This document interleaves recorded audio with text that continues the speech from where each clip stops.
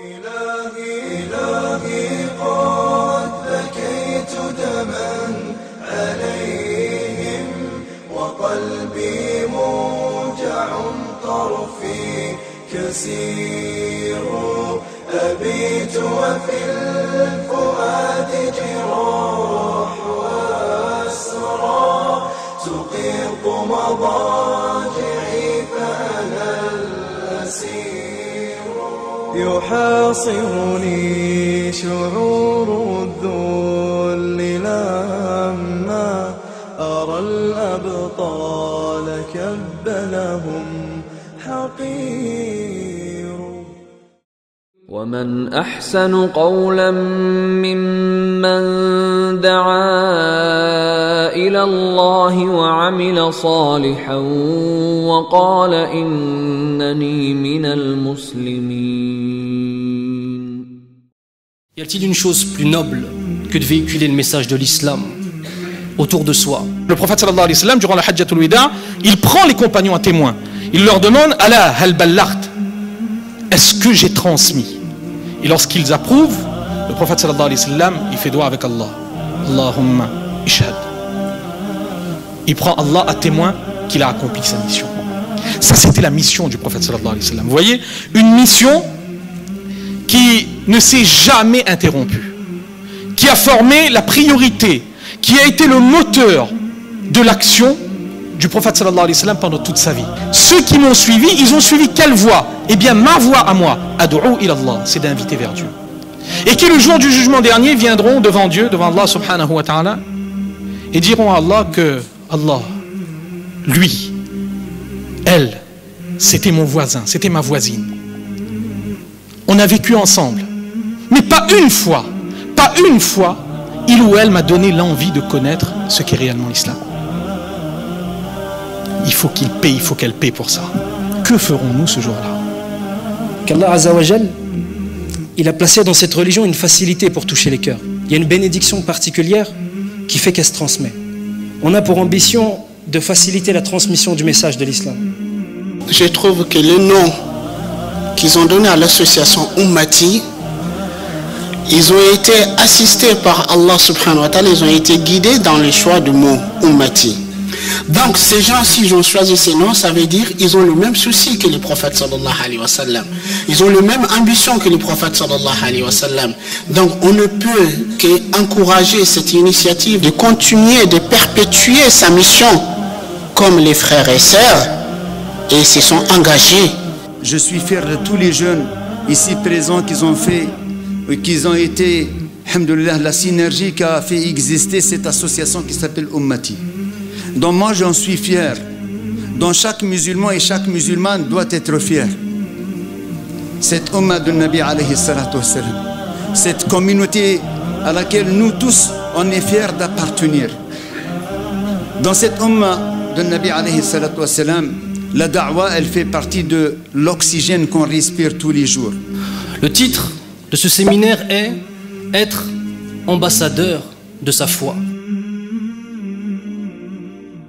وأشهد أن لا إله إلا الله وحده لا شريك له وأشهد أن محمدا عبده ورسوله صلى الله عليه وسلم ثم أما بعد. Comment parler d'appel à l'islam si on ne parle pas du prophète de l'islam Muhammad ibn Abdillah sallallahu alayhi wa sallam? Wa sallu ala nabi sallallahu alayhi wa sallam. Comment parler de l'islam si on ne parle pas de celui qui a reçu la révélation d'Allah Azza wa Jal? Comment transmettre l'islam si on ne passe pas et si on ne suit pas les traces du dernier des envoyés d'Allah Azza wa Jal sallallahu alayhi wa sallam? Allah Azza wa Jal dit dans le Coran: Qul hadhihi sabili ad'u ila Allah ala basira. Ce qui signifie, dis, ceci est ma voix dans le sens de la sunna du prophète sallallahu alayhi wa sallam. J'appelle à Allah Azza wa Jal avec science. Al-Basira, dans le sens de savoir exactement ce que l'on dit. De même, Allah Azza wa Jal dit: Ud'u ila sabili rabbika bil hikma. Appelle à la voix de ton Seigneur avec la sagesse. La sagesse, c'est le fait de savoir quoi mettre, à quel endroit, à quel moment et de quelle façon. Il y a un lien très intime entre ala basira, qui est l'ilm, et bil hikma, qui est la sagesse. C'est que celui qui n'a pas la science et qui n'a pas la connaissance ne pourra jamais avoir la réelle sagesse, car comment savoir quoi dire à quel moment, à qui et de quelle façon, si on ne sait pas comment le prophète sallallahu alayhi wa sallam l'a dit. Une rapide introduction, et ce qu'est la science, le cheikh Mohamed Patel hafidahullah va exactement nous l'expliquer bi'idni rabbina. Je vous laisse en sa compagnie. Wa hayakumullah.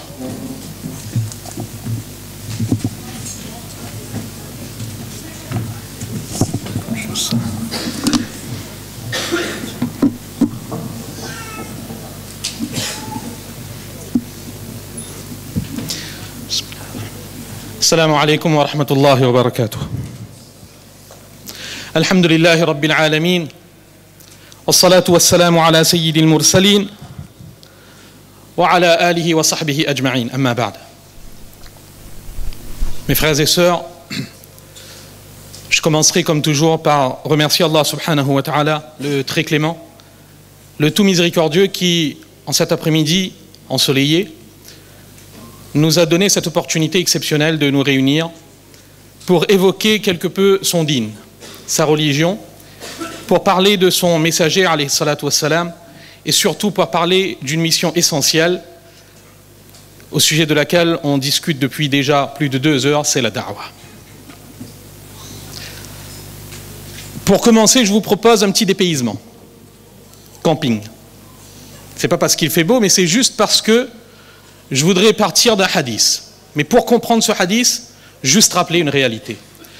Ça vous est très probablement déjà arrivé de partir pendant quelque temps en week-end et dans la nature d'allumer un feu. Et vous savez bien que lorsqu'on allume un feu en plein air, ce qui se passe, très rapidement, il y a des insectes qui viennent d'on ne sait où, qui s'agglutinent et qui commencent à tourner autour du feu. Et ces insectes, ces papillons de nuit, eh bien, ils s'approchent du feu dangereusement parce qu'ils considèrent, ils sont attirés forcément par la lueur, et ils considèrent que ce feu va leur être bénéfique, va leur apporter quelque chose. Mais vous savez bien la suite, ce qui se passe, c'est que lorsqu'ils se rapprochent trop du feu, la chaleur et le feu leur brûlent les ailes, et soit ils sont happés par le feu, soit ils tombent par terre. C'est la fin. Eh bien, le prophète, alayhi salatu wassalam, vous savez, c'était celui qui avait la meilleure façon d'enseigner le message révélé. Eh bien, le prophète, alayhi salatu wassalam, dans un hadith, il nous a relaté ce que je viens de vous raconter. Mais il nous l'a relaté dans un but bien précis. Pour nous faire comprendre, pour résumer en quelques mots, quel a été le souci prioritaire de toute sa vie. Le prophète sallallahu alayhi wa sallam, dans le hadith, qu'est-ce qu'il dit? Mathali wa mathalukum kamathali rajul awqada nara. Que mon exemple, ma situation, ainsi que la vôtre, peut être comparée à celle d'un homme qui a allumé un feu. Et faja'al al-janadib wal farash yaqa'na fiha. Et les papillons de nuit, donc, les insectes, commencent à tourner autour du feu jusqu'à ce qu'ils finissent par tomber dans le feu. Et le prophète, alayhi salatu wassalam, il dit que l'homme qui est là devant le feu, il fait tout ce qui est en son pouvoir pour essayer d'écarter les papillons de nuit. Mais, vous savez bien, c'est pas possible. Les papillons, ils contournent et ils tombent dans le feu. Et le prophète, alayhi salatu wassalam, il dit que mon exemple, il est ainsi. Je suis celui qui est assis au bord du feu. Et je vous vois vous précipiter vers le feu. Vous précipitez en suivant vos pulsions, vos désirs. Ce que vous considérez comme étant la clé de votre succès, de votre bien-être. Mais vous n'en êtes pas conscient que derrière cette apparence de bien-être, il y a votre perdition. Eh bien moi, je suis là. Je suis là et je m'agrippe à la ceinture. J'essaie de vous retenir par vos ceintures. Mais vous arrivez à me contourner et à tomber dans le feu. Le prophète alayhi salatu wassalam, il a résumé si bien quelle a été sa mission, quelle a été son action.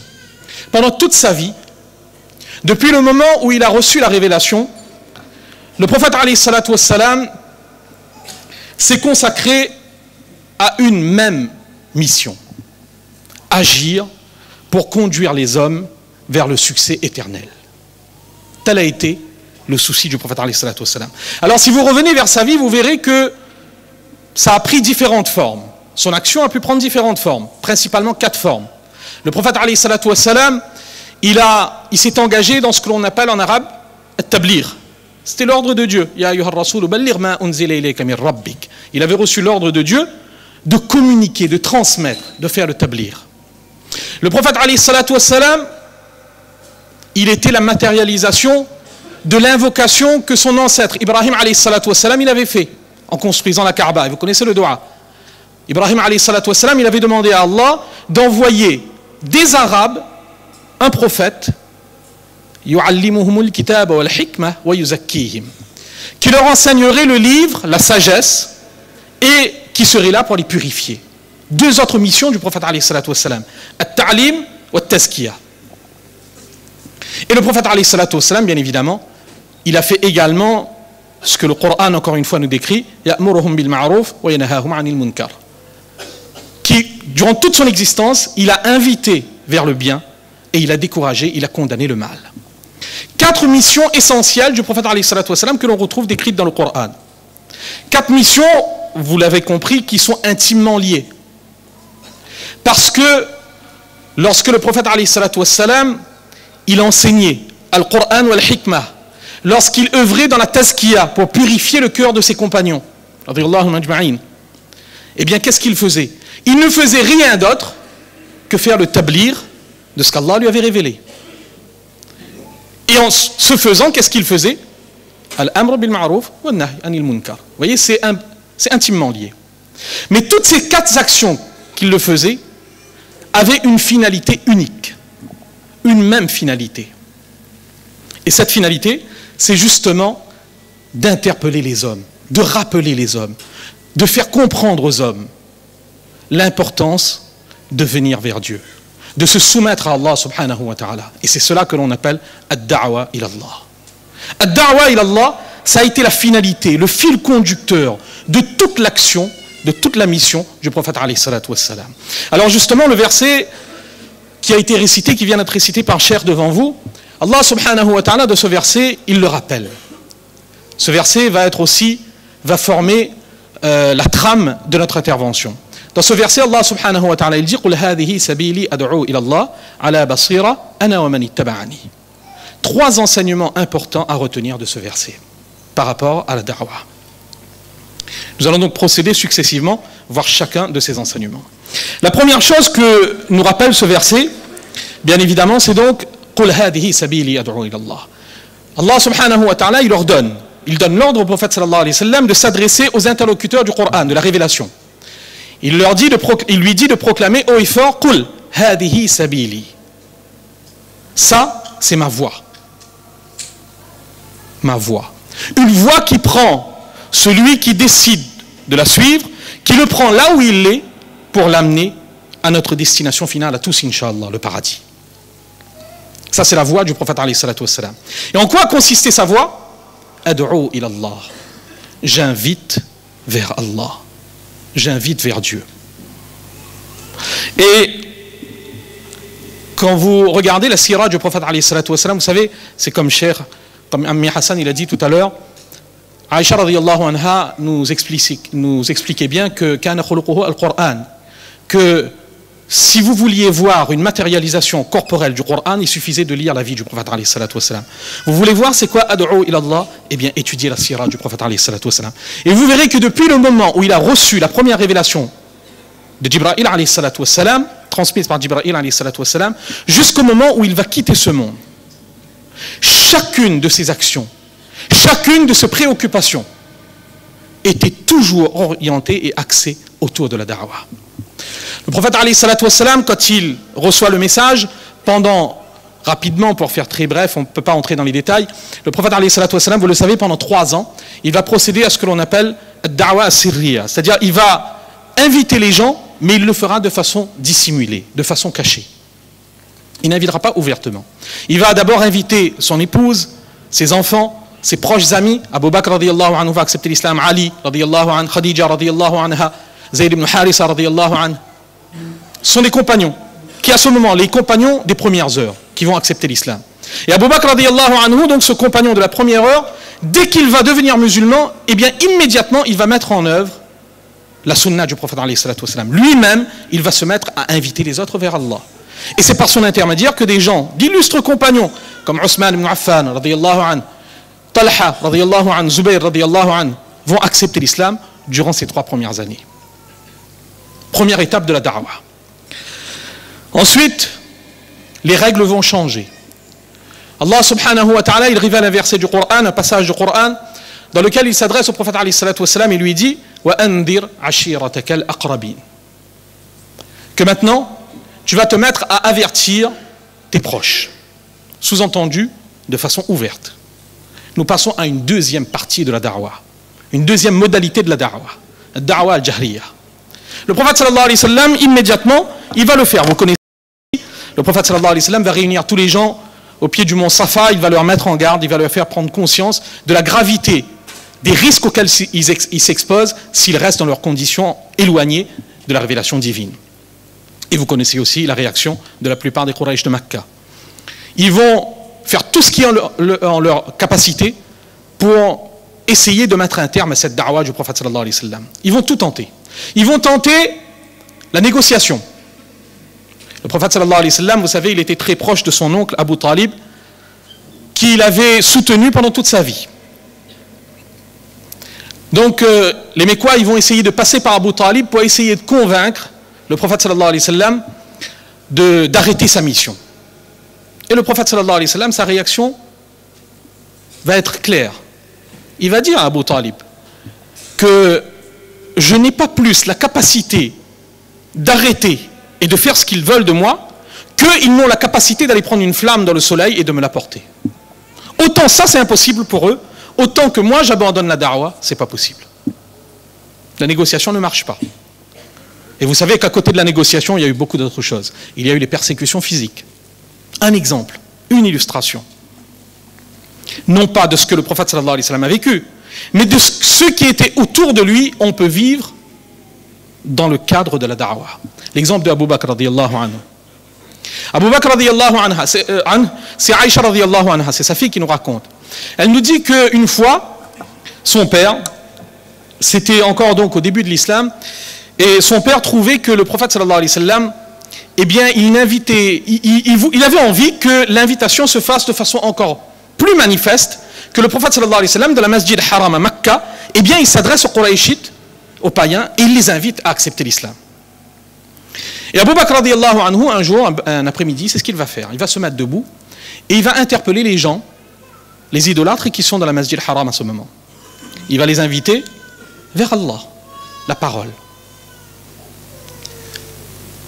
Qu'est-ce qu'il va subir? Eh bien, les livres sont là pour nous le raconter. C'est terrible. Les Mécois vont lui tomber dessus, vont le frapper, à tel point que on raconte que Utba, qui l'ennemi du prophète sallallahu alayhi wa sallam, donc qui était là, Utba, qu'est-ce qu'il va faire? Il va prendre sa sandale, sur laquelle il y avait un clou qui dépassait. Et il va se mettre à lacérer le visage de Abu Bakr radiyallahu anhu. Le visage de celui qui n'avait commis d'autres crimes que celui d'inviter vers un Dieu unique. Il va se mettre à frapper Abu Bakr radiyallahu anhu. À tel point que Abu Bakr radiyallahu anhu va perdre conscience et les siens, les gens de sa tribu, les Banu Taym, vont venir le chercher. Et Aïcha radiyallahu anha, elle raconte, elle dit qu'à ce moment, lorsque les Banu Taym viennent soulever son corps, ils sont convaincus qu'il est mort. Parce que à ce moment-là, Aïcha radiyallahu anha nous dit qu'on ne pouvait même plus distinguer son nez du reste de son visage, tellement il avait été martyrisé. Pourquoi il a été martyrisé? Pour la da'wah. Est-ce qu'il a abandonné la da'wah? Eh bien, suivez la suite. Abu Bakr radiyallahu anhu, il est ramené chez lui. Il y a sa maman qui est là, Umm al-Khair. Il y a son père, Abu Quhafa, qui est là. Il y a ses proches. Il reste inconscient pendant toute l'après-midi. Lorsqu'il reprend conscience, la première chose qu'il demande, vous savez, c'est quoi? La première chose. Ma fa'ala Rasulullah. Qu'en est-il du messager d'Allah sallallahu alayhi wa sallam? C'est sa première réaction. Et là, Umm al-Khair, sa maman, vient et lui essaie de lui offrir quelque chose à boire. Il dit non, non, non. Première chose que je veux savoir, c'est où est le prophète sallallahu alayhi wa sallam et est-ce qu'il lui est arrivé quelque chose? Sa maman ne sait pas, donc il demande à sa maman d'aller s'enquérir, d'aller se renseigner. Et là, il y a une autre femme, c'est la sœur d'Omar, Moujamil, qui vient et qui essaie de le réconforter en lui disant non, mais ça va, t'inquiète pas, le prophète sallallahu alayhi wa sallam, il va bien. Et Abu Bakr radiyallahu anhu, à ce moment, il fait un serment. Il dit que par Allah, je ne mangerai ni, je ne vais boire rien du tout, tant que je ne vais pas voir de mes yeux directement le prophète sallallahu alayhi wa sallam, qu'il va bien. Donc, amenez-moi le voir. Vous imaginez celui qui, quelques heures plus tôt, était sur le point de mourir, sa principale préoccupation, c'est de revoir le prophète sallallahu alayhi wa sallam. Et là, le soir, donc, Umm al-Khair et donc Umm Jamil, elles attendent, et lorsque les gens ont arrêté de circuler, lorsqu'il fait nuit, donc beaucoup plus discrètement, elles accompagnent Abu Bakr radiyallahu anhu jusqu'à la maison de Ibn Arqam, là où se réunissait le prophète sallallahu alayhi wa sallam. Et là, Abu Bakr radiyallahu anhu, il arrive, et quand le prophète sallallahu alayhi wa sallam, il voit Abu Bakr radiyallahu anhu, il est profondément affecté. Profondément affecté. Profondément affecté, pourquoi? Par cette marque d'amour et de soutien de Abu Bakr radiyallahu anhu. Et c'était réciproque, parce que le prophète sallallahu alayhi wa sallam, durant ces derniers instants, vous savez, lorsqu'il était durant sa dernière maladie, qu'est-ce qu'il avait dit? Il avait dit par rapport à Abu Bakr radiyallahu anhu que Abu Bakr, si jamais j'aurais eu à prendre un ami intime, un khalil dans ce monde, ça aurait été Abu Bakr radiyallahu anhu. Mais l'ami intime, c'est Allah. Et Abu Bakr, c'est mon frère et mon compagnon. Abu Bakr radiyallahu anhu, quand il voit le prophète sallallahu alayhi wa sallam, il voit la réaction du prophète sallallahu alayhi wa sallam, comment le prophète sallallahu alayhi wa sallam est affecté, eh bien il le réconforte. Et il lui dit que il n'y a pas de problème. Il n'y a aucun problème, si ce n'est bon, les quelques blessures que j'ai au visage, que cet ennemi m'a frappé au visage, donc ça m'a laissé quelques blessures au visage. Mais il n'y a pas de problème. Mais par contre, j'ai une demande à te faire. Et là, le prophète Abu Bakr radiyallahu anhu, il s'adresse au prophète sallallahu alayhi wa sallam et il dit, voilà, il y a ma maman, Umm Khair, qui n'était pas encore musulmane à ce moment, il y a ma maman, c'est quelqu'un de très bien. Elle est très douce envers son enfant, c'est-à-dire envers moi. Eh bien, ce que moi je voudrais, c'est que tu l'invites à accepter l'islam et tu fasses droit pour qu'elle accepte l'islam. Et là, le prophète sallallahu alayhi wa sallam invite Umm Khair à accepter et devenir musulmane. Elle accepte l'invitation et elle devient musulmane et le prophète sallallahu alayhi wa sallam fait droit pour elle. Regardez, Abu Bakr radiyallahu anhu, comment tout avait commencé? Par la da'wa. Tout avait commencé par la da'wa. Il s'était mis debout pour proclamer l'unicité de Dieu. Regardez toutes les épreuves qu'il a subies. Est-ce que ça l'a détourné de sa voie? Pas du tout. Parce que le soir, quand il revient voir le prophète alayhi salatu wassalam, sa première préoccupation, c'est d'inviter sa maman à accepter l'islam. Il était le digne élève du prophète sallallahu alayhi wa sallam.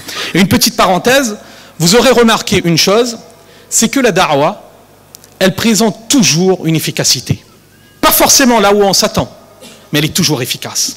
Abu Bakr radiyallahu anhu, cet après-midi-là, quand il s'était mis debout, c'était pour inviter les idolâtres de la Masjid Haram vers Allah. Et finalement, le soir, qu'est-ce qui se passe? La personne qui probablement c'était son rêve de voir sa maman accepter l'islam. Il avait dû probablement essayer pendant des années, accepter de convaincre sa maman de devenir musulmane. Mais il n'avait pas pu. Et cette épreuve qu'il a vécue, le résultat, c'est que sa maman va devenir musulmane. Vous voyez, il avait fait la da'wa avec des gens, et finalement, le résultat, c'est l'islam qui arrive dans sa propre maison. C'est sa maman qui devient musulmane. C'est ça la da'wa. C'est que le résultat, parfois, on s'attend à le voir devant nous, mais il n'est pas forcément là. Il n'est pas forcément là. Donc, le prophète sallallahu alayhi wa sallam, il va être persécuté. Vous connaissez, les Quraysh de Makkah, ils vont forcer le prophète sallallahu alayhi wa sallam et ses proches à se retirer pendant 3 ans. Ils vont vivre un boycott inhumain. Et au bout de la 10e année de la mission prophétique, le prophète sallallahu alayhi wa sallam, sa mission va s'étendre, va prendre une autre dimension. Vous savez que c'est la 10e année de la mission prophétique, Am al-Huzn, qu'il va perdre 2 soutiens. Il va perdre son épouse Khadija radiyallahu anha, et puis il va perdre Abu Talib, son oncle, qui, jusqu'à la dernière minute, il va rester à ses côtés pour le faire la da'wah, mais il n'acceptera pas l'islam. Et à ce moment-là, le prophète sallallahu alayhi wa sallam, il va prendre la décision d'étendre sa da'wah en dehors de Makkah. Il va se rendre à Taïf, vous savez ce qui va se passer à Taïf, pareil, les gens de Taïf n'accepteront pas l'islam, on va même le lapider, il aura le corps ensanglanté, il va rentrer à Makkah. Mais il ne s'arrête pas, il ne baisse pas les bras. Le prophète sallallahu alayhi wa sallam, durant les périodes de Hajj, il va aller à la rencontre des différentes tribus de l'Arabie qui venaient à Makkah pour le Hajj. Jusqu'à ce que, finalement, il rencontre une tribu qui vient d'une ville qui à l'époque s'appelle Yasrib. Il les invite à accepter l'islam et un groupe accepte l'islam, vous connaissez la suite. Ensuite, quelques temps plus tard, le prophète sallallahu alayhi wa sallam va émigrer, la ville Yasrib va devenir Madina, Madinatul Rasoul.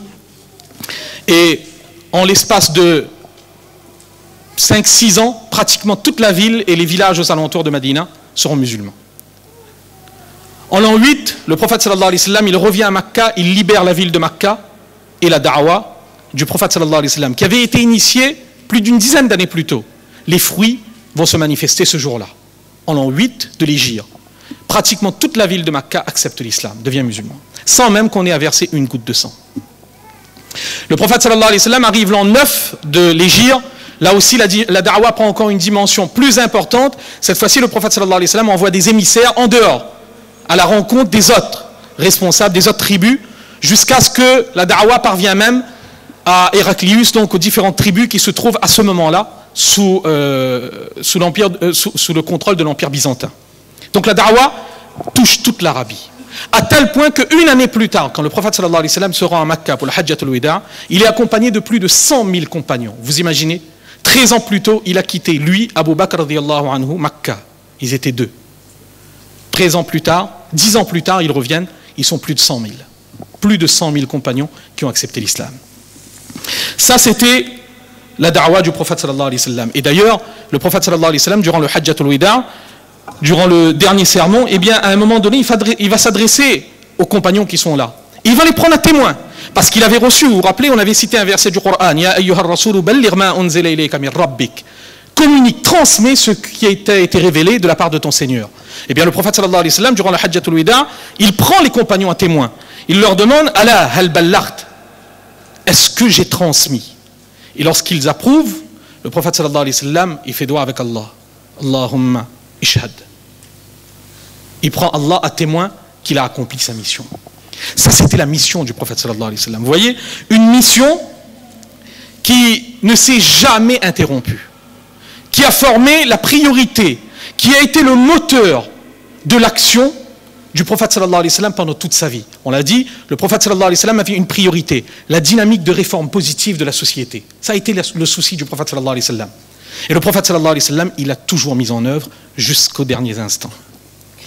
Ça, c'est donc la première chose que nous enseigne ce verset. Le prophète sallallahu alayhi wa sallam, sa voix, c'était d'inviter à Dieu. Deuxième enseignement, ala basira. Le prophète sallallahu alayhi wa sallam, quand il a invité vers Dieu, il ne l'a pas fait n'importe comment. Le Coran nous le dit, il l'a fait avec clairvoyance. Clairvoyance, ça veut dire quoi ici, basira?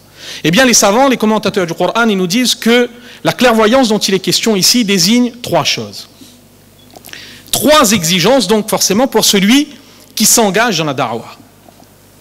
Ala basira, ça veut dire tout d'abord que celui qui s'engage, et c'était le cas pour le prophète sallallahu alayhi wa sallam, bien évidemment, celui qui s'engage dans la da'wah, il doit bien connaître ce vers quoi il invite. La révélation divine, forcément. Comme l'a rappelé le cheikh tout à l'heure, si nous ne savons pas ce que Dieu il veut de nous et ce dont il veut, dont on se protège, comment allons-nous inviter les autres à se soumettre à Dieu? Donc l'exigence première, c'est de connaître la religion d'Allah, de connaître la révélation divine, de connaître un minimum ce que Dieu il veut de nous. Ça, c'est la première chose, ala basira. Deuxième élément de la basira, c'est la prise en compte de la condition de notre interlocuteur. C'est ce que le prophète sallallahu alayhi wa sallam aussi, il faisait constamment. C'est-à-dire que lorsqu'on s'adresse à quelqu'un pour l'inviter vers Allah, on doit prendre un minimum en considération ce qu'il est, d'où il vient, quelles sont quelle est son approche de la vie? Un minimum. D'ailleurs, le prophète sallallahu alayhi wa sallam, non seulement il le faisait lui-même, mais le prophète sallallahu alayhi wa sallam, vous savez, lorsque, à la fin de sa vie, il avait envoyé Mu'az radiyallahu anhu, c'est connu, il avait envoyé Mu'az radiyallahu anhu pour faire la da'wa et pour appliquer l'islam au Yémen, l'un des conseils qu'il lui avait donné en partant, c'était ça. Innaka ta'ti qawman ahla kitab. Tu vas te rendre auprès de gens qui sont des gens du livre. Parce que la situation était différente. Jusqu'à présent, les musulmans, ils étaient essentiellement confrontés à des idolâtres. Là, Mu'az radiyallahu anhu, il va dans un nouveau contexte. Il va à la rencontre de gens qui ont déjà foi en un livre précédent, un livre qui a été révélé. Ce sont des gens du livre. Donc forcément, le prophète sallallahu alayhi wa sallam l'enseigne, le met en garde, que voilà, tu vas te rendre auprès de ces gens. Et le prophète sallallahu alayhi wa sallam va lui enseigner une technique de da'wah particulière, de faire preuve de progressivité dans le rappel. D'abord, tu vas les inviter à reconnaître l'unicité de Dieu. Ensuite, s'ils acceptent, tu les inviteras, tu leur communiqueras que Dieu, il a enseigné l'obligation de 5 prières, etc., etc. Deuxième élément donc, ala basira, c'est ça. C'est de connaître et de s'adapter en fonction de son interlocuteur. Et troisième élément qui relève de la basira, c'est, comme Ammi Hassan il avait rappelé aussi, c'est bien évidemment de s'adresser, de trouver la manière appropriée pour faire passer le message. La manière appropriée, c'est quoi? Eh bien, encore une fois, il faudra revenir vers le Coran, vers la Sunna, pour trouver la manière appropriée. Et cette manière appropriée, eh bien, on la trouve dans le Coran. Ud'u ila sabili rabbika bil hikma, la sagesse. Wal maw'izatil hasana, de bons rappels, pour interpeller le cœur des gens, pour toucher, pour réveiller la flamme qu'il y a dans le cœur des gens. Wajadilhum billati hiya ahsan. Et même lorsqu'il y a débat, même lorsqu'il y a argumentaire et contre-argumentaire, ne pas aller vers la violence, non. Billati hiya ahsan, de la meilleure des façons.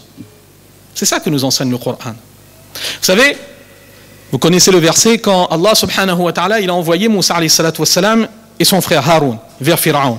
Qu'est-ce qu'il leur a dit? Pharaon, vous connaissez Pharaon, il n'y a pas besoin de faire un film. Pharaon, c'était celui qui prétendait être le seul, l'unique, le plus grand, la totale. Et un orgueil démesuré, exceptionnel. Quand Allah il envoie Moussa alayhi salatu wa salam vers Pharaon, qu'est-ce qu'il leur dit? فَقُولَا لَهُ قَوْلًا لَيِّنًا لَعَلَّهُ يَتَذَكَّرُ أَوْ يَخْشَى. Dites-lui de bonnes paroles, des paroles douces. Peut-être que ça lui fera prendre conscience et que ça développera en lui la crainte. Vous savez, il y a un savant, quand il commençait ce verset, il disait que deux choses. Il disait deux choses. Un, nous ne sommes pas mieux que Moussa alayhi salam et que Haroun alayhi salam. Ça c'est sûr et certain. Et deuxième chose, celui à qui nous allons inviter vers l'islam, il n'est probablement pas pire que Pharaon. D'accord? Donc, si Moussa alayhi salatu wa salam et Haroun alayhi salatu wa salam, ils avaient reçu l'ordre de faire preuve de douceur envers Pharaon, imaginez, nous, la douceur dont nous devons faire preuve lorsque nous nous adonnons à la da'wah. Et le prophète sallallahu alayhi wa sallam, encore une fois, quand on revient vers la mission du prophète sallallahu alayhi wa sallam, on se rend compte de ça. Cette sagesse qu'il y avait, cette méthode qu'il y avait, a toujours trouvé le bon moyen pour interpeller les gens. Ammi Hassan, il a cité tout à l'heure le récit de celui qui avait uriné dans la mosquée et que le prophète sallallahu alayhi wa sallam, quelle réaction il avait adoptée. Eh bien cette personne, lui-même, il racontera après, cette personne dira que je n'ai jamais vu un enseignant meilleur que le messager du prophète sallallahu alayhi wa sallam. Il ne m'a fait aucun reproche, il ne m'a pas grondé, rien du tout. Vous savez, ça marque les gens. C'est ça qui compte. Donc ça c'est le troisième élément qui constitue ce que l'on appelle donc al-hikmah, la clairvoyance. Deuxième enseignement donc à retenir de ce verset. Et troisième enseignement de ce verset, c'est Allah subhanahu wa ta'ala, donc il s'adresse au prophète sallallahu alayhi wa sallam, il dit Qul hadhihi sabili ad'u ila Allah, j'invite vers Allah ala basira, avec clairvoyance, ana wa man ittaba'ani. La da'wa, ce n'était pas une exclusivité du prophète sallallahu alayhi wa sallam. La da'wa, le prophète sallallahu alayhi wa sallam l'a fait, nous l'avons vu, Abu Bakr radiyallahu anhu a commencé à le faire immédiatement. Les compagnons, vous connaissez tous les compagnons, ont fait la da'wa. Ils l'ont toujours fait. Et c'est là que nous revenons vers notre réalité à nous. Aujourd'hui, c'est très bien, nous avons la prétention de faire partie de la ummah du prophète sallallahu alayhi wa sallam, de cette communauté du prophète sallallahu alayhi wa sallam. de suivre la voie du prophète sallallahu alayhi wa sallam. C'est bien. Il faut avoir cette prétention. Mais le Coran, ce passage-là, nous donne un outil pour vérifier la profondeur de cette prétention que nous avons. Et l'échelle que nous donne le Coran, c'est quoi? Eh bien, c'est tout simplement وَمَنِ اتَّبَعَنِي, le ittiba, le suivi du prophète sallallahu alayhi wa sallam, il se mesure à l'attachement au modèle du prophète sallallahu alayhi wa sallam dans la da'wah. Parce que c'est ça qui caractérise ceux qui ont suivi la voie du prophète sallallahu alayhi wa sallam. Ana wa man ittaba'ani. Ceux qui m'ont suivi, ils ont suivi quelle voie? Eh bien, ma voie à moi, ad'u ila Allah, c'est d'inviter vers Dieu.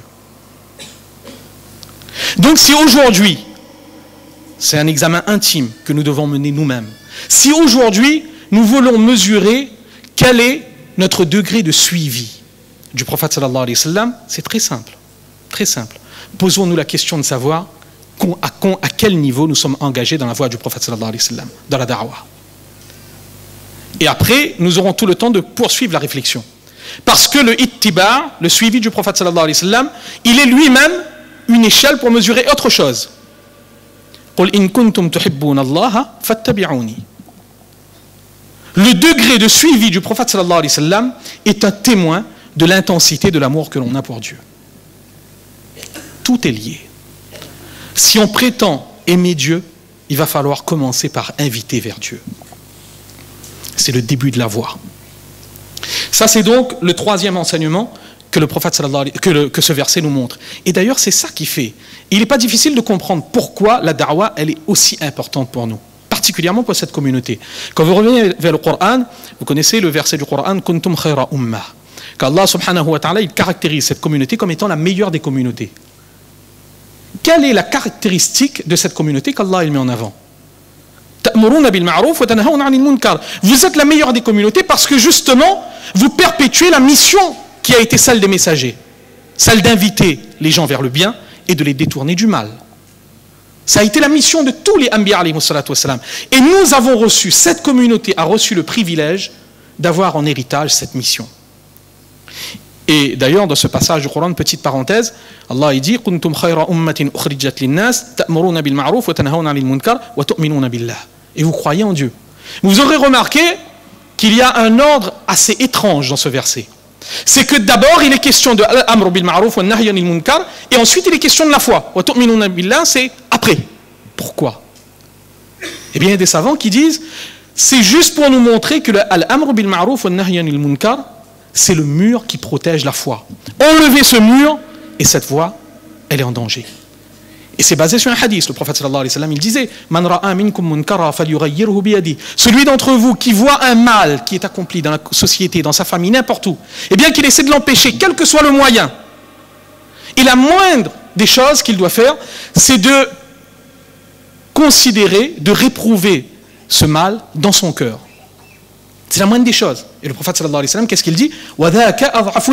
Ça, c'est le plus faible degré de foi. Après ça, si on n'arrive même pas, en voyant un mal, à le considérer comme étant un mal, comme étant tel, c'est qu'il y a un problème au niveau de notre iman.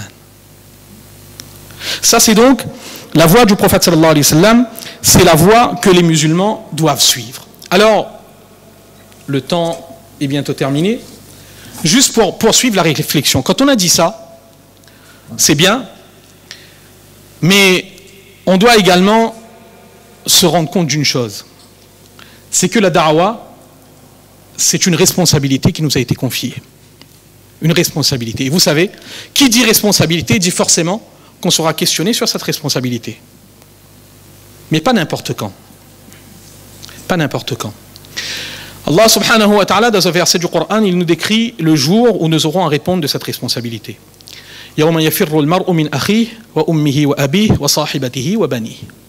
C'est quel jour?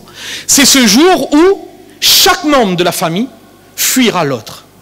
Le fils, il fuira son père, l'époux fuira son épouse, et inversement. Ikrama, rahimahullah, l'élève d'Abdullah ibn Abbas, quand il commentait ce verset, il dit que le jour du jugement dernier, ce jour-là, l'époux, il viendra devant son épouse et lui dira quel genre de mari j'ai été pour toi, quel genre d'époux. L'épouse dira tu as été un époux parfait. Et là il dira est-ce que tu peux me rendre un service? J'ai besoin de quelques petites récompenses pour ma balance. Et là, l'épouse lui dira, tu sais, tu as été quelqu'un d'extrêmement bien, mais aujourd'hui, ton besoin à toi, c'est mon besoin à moi. J'ai rien à te donner, rien. On s'oubliera mutuellement. Alors imaginez ce jour-là. Essayez de vous projeter dans la plaine du jugement dernier. Déjà qu'on aura beaucoup à faire avec nos proches. Mais imaginez si ce jour-là, notre voisin, notre voisine non musulman, non musulmane, notre collègue de travail que nous avons côtoyé pendant 15 ans, pendant 20 ans, avec qui nous avons discuté de tout, de la faillite de la Grèce, des élections présidentielles, de tout ce qu'on veut. Et qui le jour du jugement dernier viendront devant Dieu, devant Allah subhanahu wa ta'ala, et diront à Allah que Allah, lui, elle, c'était mon voisin, c'était ma voisine. On a vécu ensemble. Mais pas une fois, il ou elle m'a donné l'envie de connaître ce qu'est réellement l'islam. Il faut qu'il paye, il faut qu'elle paye pour ça. Que ferons-nous ce jour-là? Il n'y aura aucune excuse. Aucune excuse. Alors concrètement, qu'est-ce que ça implique? Concrètement, qu'est-ce que ça implique? Au moins 4 choses. 4 choses que nous pouvons faire pour lancer cette machine de la da'wah. Première chose, c'est que il faut travailler déjà sur l'état d'esprit. Travailler sur l'état d'esprit, ça veut dire quoi? Ça veut dire simplement que souvent notre vision, approche avec ceux qui ne partagent pas notre foi, est biaisée. On part du fait que ceux qui ne sont pas comme nous sont contre nous. C'est souvent ça, même si on ne le dit pas. C'est que ceux qui ne sont pas comme nous, on a une certaine vision des choses en disant « Ah, ce sont des kuffars, ce sont des gens, etc. etc. » Le prophète sallallahu alayhi wa sallam, qu'est-ce qu'il nous a enseigné? Le prophète sallallahu alayhi wa sallam, il nous dit « Ahibba linnas ma tuhibbu li nafsik » que tu dois aimer pour les gens, et le prophète sallallahu alayhi wa sallam, il n'a pas dit « Ahibba lil mu'minin », il l'a bien dit « Ahibba linnas », l'humanité entière. Tu dois aimer pour l'humanité entière ce que tu aimes pour toi-même. En tant que croyant, quelle est la chose à laquelle nous aspirons le plus? Être réunis avec ses proches au jour du jugement dernier, sous l'ombre du trône de Dieu, et trouver une place au paradis. C'est le rêve de tous. D'accord. Eh bien, selon l'enseignement prophétique, c'est ça, c'est la même chose que nous devons désirer pour tous ceux qui sont autour de nous. Et c'est là où il faut faire une nuance. Il y a une nuance à faire. Les savants, ils nous disent que lorsqu'on voit quelqu'un qui est éloigné de la révélation divine, forcément, on se doit de détester, de réprouver le kufr, ou bien al-ma'siyah, le péché. Forcément, ça fait partie des impératifs de la foi.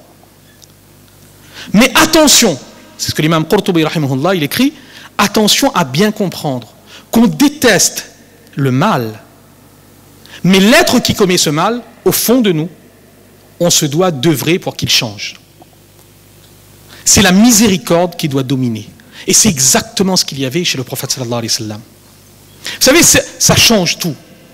Ça change tout. Le prophète sallallahu alayhi wa sallam, il n'est pas venu pour voir les gens se précipiter en enfer et dire c'est bien, restez comme vous êtes. Non, on a vu le hadith, celui avec lequel on a débuté. Le prophète sallallahu alayhi wa sallam, son souci c'était de sauver les gens.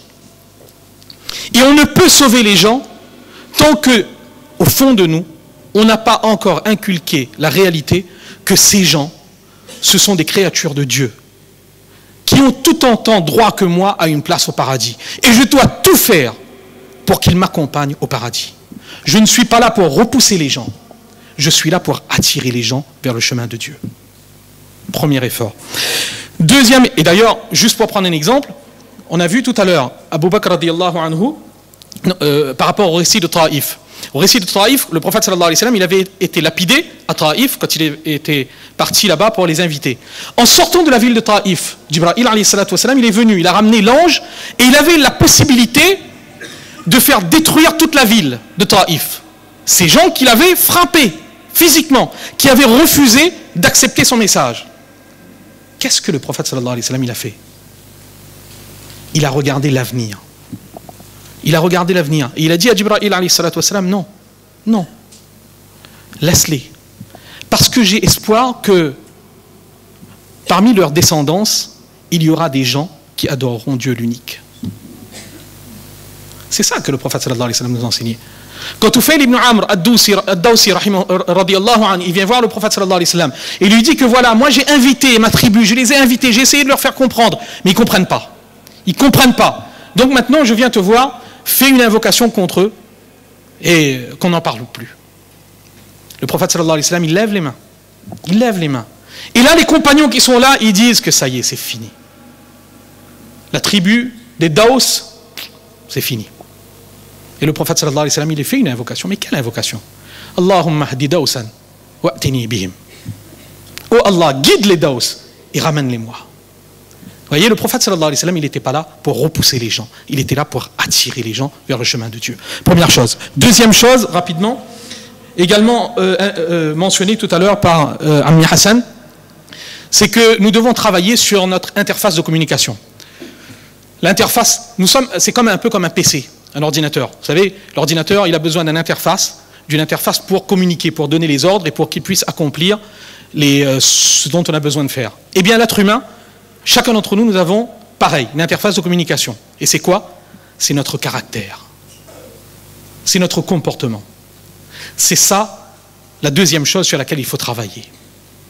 Essentiel de travailler sur le comportement. Je ne vais pas citer les hadiths, il y en a des dizaines sur lesquels le prophète sallallahu alayhi wa sallam, il a mis l'emphase sur l'importance de travailler, de parfaire son comportement, de développer des qualités telles que l'humilité, la bonté, la générosité, le pardon, la clémence, de rejeter des défauts comme l'égoïsme, l'égocentrisme, etc., etc. C'est ce que le prophète sallallahu alayhi wa sallam nous a enseigné. Mais lorsqu'on veut s'engager dans la da'wah, travailler sur son comportement est essentiel pour deux raisons. Deux raisons. Premièrement, parce que notre comportement conditionne la crédibilité de notre discours. Vous savez, on pourra toujours faire des conférences, toujours écrire des livres pour faire comprendre aux non-musulmans que l'islam c'est beau. Le prophète sallallahu alayhi wa sallam c'était le meilleur des hommes. Oui. Mais si nous, dans notre vie de tous les jours, nous sommes les pires de la société, ce que nos interlocuteurs retiendront, c'est pas ce que nous avons dit, c'est ce qu'ils ont vu de nous. La crédibilité de notre discours passe par d'abord travailler sur notre comportement. Et deuxième raison qui fait que les akhlaq sont aussi importants, ce que l'on appelle donc l'éthique, le comportement est aussi important, eh bien c'est un propos qui est attribué à Omar ibn Abdelaziz, rahimahullah, celui qui était considéré comme étant le 5e calife bien guidé. Qu'est-ce qu'il avait dit une fois? Il s'était adressé à ceux qui étaient autour de lui, il leur avait dit « Kunu du'atan ila Allah wa antum samitun » Soyez des gens qui invitent vers Dieu tout en étant silencieux. Ça veut dire quoi? Ceux qui sont autour de lui, ils disent « Mais qu'est-ce que tu veux dire? On ne comprend pas. Inviter vers Dieu en ne parlant pas, ça veut dire quoi? Comment? Omar ibn Abdelaziz, il dit « Bi akhlaqikum » par votre comportement.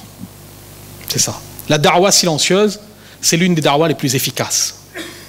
C'est justement donner envie à celui qui nous voit de savoir pourquoi lui, pourquoi elle ont telle qualité.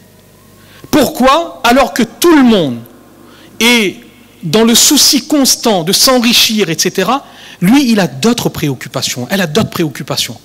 Pourquoi lui, pourquoi elle n'est pas emporté par la vague de ce monde qui emporte tout, qui fait tout oublier, qui fait oublier même les valeurs les plus fondamentales de l'être humain, le respect envers les vieux, etc. Pourquoi eux, ils ont encore ça? C'est justement notre comportement, en suivant l'exemple du prophète sallallahu alayhi wa sallam, qui peut donner l'occasion à ces gens de s'intéresser à l'islam.